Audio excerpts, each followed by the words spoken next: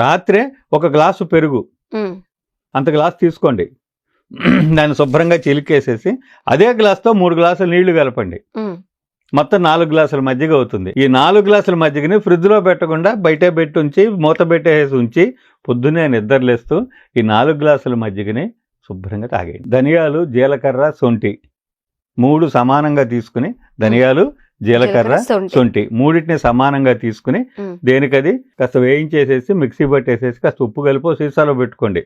అది భద్రంగా ఎక్కడైనా ఉంచుకోవచ్చు. ఈ మజ్జిగలో 1 చెంచానో 2 చెంచాలు మీరు తీసుకునే క్వాంటిటీని బట్టి తగినంత ఆ శొంఠి పొడి, ధనియాలు, జీలకర్ర, శొంఠి పొడి వేసుకుని మజ్జిగ తాగితే పొట్టలో ఉన్నటువంటి దోషాలు పోతాయి. మొదటి సూత్రం. రెండో సూత్రం ఏంటంటే మనకి కావలసినటువంటి విటమిన్లు అన్నీ ఏ లోపానికైనా వర్తిస్తుంది. ఇప్పుడు నేను చెప్పేది ఒక్క B12 గురించే నేను చెప్పట్లా, విటమిన్ డెఫిషియన్సీలతో బాధపడే వ్యక్తులందరికీ పనికొచ్చే విషయాలు నేను చెప్తున్నాను. ఓకే, సో క్యారెట్, కీర, ముల్లంగి, ఈ క్యారెట్, కీర, ముల్లంగి తీసుకుని ఒకవేళ షుగర్ లేని కానీ వాళ్ళైతే తియ్యటి పండు ఏదన్నా సరే ఈ 4టిని కలిపి మిక్సీ పట్టేసి జ్యూస్ తీసుకుని పొద్దునే అంత జ్యూస్ తాగండి. ఏ 6ంటికో మజ్జిగ తాగుతాము, 7 గంటలకు 8 గంటలకు జ్యూస్ తాగేసేయండి. మళ్ళీ సాయంత్రం మళ్ళీ ఆఫీస్ నుంచో కాలేజీ నుంచో స్కూల్ నుంచో రాగానే మళ్ళీ 1 గ్లాసు తాగండి. ఒక్క నెల రోజులు క్యారెట్, కీర, ముల్లంగి, ఫ్రూట్ ఈ 4ంటి జ్యూసు తాగితే డెఫిషియన్సీలన్నీ కూడా సాధ్యమైనంత వరకు సాధ్యం. మందులు వాడాల్సిన మందులు కూడా ఇమ్మడవు కదా. ఇది ఏం చేస్తుందంటే మీ పేగుల్ని బాగు చేయడం. దీని నిండా ఫైబర్ ఉంటుంది. ఈ ఫైబరు పేగుల్లోకి వెళ్ళి ఇప్పుడు B కాంప్లెక్స్ మాత్ర వేసుకుంటే అందులో ఫైబర్ ఉండదు, అదేమి జీర్ణశక్తిని పెంచడానికి అదేమి దోహదపడదు. కానీ ఇందులో విటమిన్లు ఉన్నాయి. ఈ విటమిన్లు ఫైబర్తో కూడి ఉంటాయి కాబట్టి ఈ ఫైబర్ కడుపులోకి వెళ్ళి మన పేగుల్లో ఉండే దోషాలని సరి చేస్తుంది. ఓకే అండి. అది కోలాన్లో ఒక పార్ట్లో కొన్ని మనకి ఆటో ఇమ్యూన్ డిసీజెస్ అంటాం. అంటే ఆటో ఇమ్యూన్ డిసీజెస్ అంటే అర్థం ఏంటంటే మన వ్యాధి నిరోధక శక్తి, మన రక్షణ యంత్రాంగం చెడ్డ వాటిని కొట్టాల్సింది పోయి లేదా కొడుతూ మంచి వాటిని కూడా దెబ్బ కొడుతుంది. సో మన పోలీసులే మనల్ని కొట్టినట్టు అది ఆటో ఇమ్యూన్ డిసీజ్ అంటే. అప్పుడు ఏమవుతుంది, అట్లా కొట్టడం వలన B12ని అబ్సార్బ్ చేసేటువంటి కణజాలాన్ని ఈ ఆటో ఇమ్యూన్ సిస్టమ్ దెబ్బ కొడుతుంది. అందువలన డెఫిషియన్సీ వస్తుంది.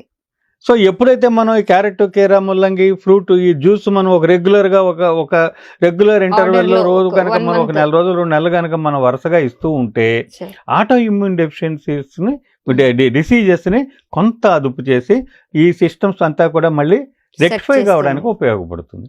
చాలా సింపుల్ రెమెడీస్, ఇవేమి పెద్ద ఖర్చుతో కూడుకున్నవేమీ కాదు, టైం కూడా మన ఎవరికి వాళ్ళు పట్టుకు ఇంట్లో ఎవరో చేసి పెట్టాల్సిన అవసరం ఏమీ లేదు. ఎవరిది వాళ్లే మనం దీన్ని సరి చేసుకోవచ్చు. ఇది 2వ సూత్రం. 3వ సూత్రం ఇప్పటి వరకు పొట్టను బాగు చేసేవి. 3వ సూత్రం పొట్టను చెడకుండా చేసేది టిఫిన్లు. సాధ్యమైనంత వరకు పోని వారంలో ఒక్కరోజు, పిల్లలు ఎంత కూడా ఇష్టపడి వాళ్ళు అంగీకరించరు కాబట్టి వాళ్ళ కోసం అని చెప్పనన్నా వారంలో ఒక్కరోజు మాత్రమే టిఫిన్లకు కేటాయించి మిగతా 6 రోజులు హాయిగా పెరుగన్నం తిని మన పనులకు మనం వెళ్ళిపోవడం. ఈ మిగతా నేను దేన్ని మాట్లాడినాం. ఈ 3 జాగ్రత్తలు గనక పొద్దున పూట గనక మనం తీసుకోగలిగితే డెఫిషియన్సీలు, విటమిన్ డెఫిషియన్సీలు సెట్ అవ్వటం మొదలవుతుంది. ఆయుర్వేద పరంగా అగ్నితుండివటి అనే బిళ్ళలు ఉన్నాయి, చిత్రకాదివటి అనే బిళ్ళలు దొరుకుతాయి. అగ్నితుండివటి, చిత్రకాదివటి, లేకపోతే ఆరోగ్యవర్ధనివటి అని టాబ్లెట్స్ ఉంటాయి. ఇవి ఆయుర్వేద మందుల షాపుల్లో దొరుకుతూ ఉంటాయి. ఇవి రోజు పొద్దునొకటి రాత్రి ఒకటి చొప్పున అవి గనక వాడుకుంటూ ఉంటే జీర్ణశక్తి పెరిగి ఈ డెఫిషియన్సీస్ కూడా కొంచెం ఆగుతాయి. తర్వాత ఆమలకి, ఉసిరికాయ, నల్లపచ్చడి అంటాం మనం. ఈ నల్లపచ్చడిని రోజు పొద్దున పూట మొదటి ముద్దగా గనక మనం భోజనంలో మొదటి ముద్దగా గనక ఉసిరికాయ తొక్కు పచ్చడి అంటామే, ఊరకాయ పెట్టింది కాదు, ఏది ఆవకాయలాగా పెట్టింది కాదు. ఆవకాయలాగా పెడితే దాంట్లో C విటమిన్ అన్నీ ఎగిరిపోతాయి, ఏం ఉండవు. ఆవకాయలాగా కాకుండా పొయ్యి ఎక్కించకుండానే దంచి నిలవ పచ్చడి పెడతారు. నల్ల పచ్చడి అని చెప్పినాను, లేకపోతే తొక్కు పచ్చడి అని అంటూ ఉంటారు మన వాళ్ళు. అది నెయ్యి వేసుకుని చక్కగా ఎత్తుకెత్తు పసుపు కలిపి ఆ ఉసిరికాయ పచ్చడిని కనుక పసుపు కలిపి తాలింపు పెట్టుకుని ఫ్రెష్గా ఒక వారానికి సరిపడా యువతలకి తీసి కాస్త పసుపు వేసి తాలింపు పెట్టుకుని రోజు మొదటి ముద్దగా 1 చెంచాడు అది కనుక తింటూ ఉంటే విటమిన్ డెఫిషియన్సీలు చక్కగా సర్దుకుంటాయి. త్రిఫలా చూర్ణం అంటాం. ఈ త్రిఫలా చూర్ణం ఒకటి వాడుకుంటూ ఉంటే రెగ్యులర్గా కాస్త మజ్జిగలో కలుపుకుని తాగడం కానీ ఏదైనా కనుక చేస్తూ ఉంటే త్రిఫలా చూర్ణం ఈ డెఫిషియన్సీలకి పేగుల్ని తట్టుకునేలాగా చేస్తాయి. అర్థమైందండి.